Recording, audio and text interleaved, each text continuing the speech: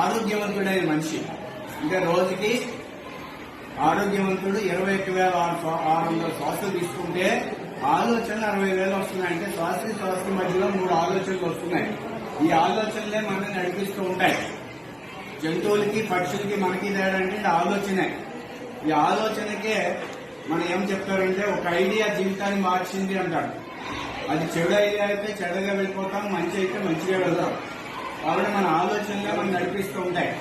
Final ఆఖరిగా చెప్పాలంటే ఆలోచనలు అంటే వేరే ఏం కాదు, మనస్సే.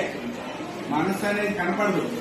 మనస్సు ఏంటంటే ఆలోచనల యొక్క సంఘాతము అనేదాన్ని సైంటిస్టులు చెప్పడం జరిగింది.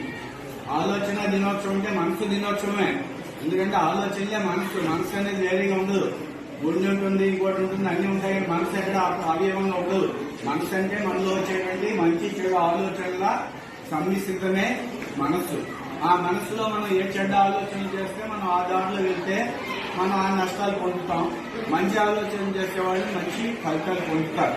దానికి ఉదాహరణగా అబ్దుల్ కలాం గారు కానీ, పెద్ద పెద్ద ప్రముఖులు కానీ, సైంటిస్టులు కానీ, వివేకానందులు కానీ వీళ్ళందరూ ఆ స్థాయికి వెళ్ళారంటే వాళ్ళు మంచి ఆలోచనలు చేశారు. లేదు చెడ్డ పనులు చేసి జైల్లో ఉన్నారంటే వాళ్ళు చెడు ఆలోచనలు చేశారు అంతే. కాబట్టి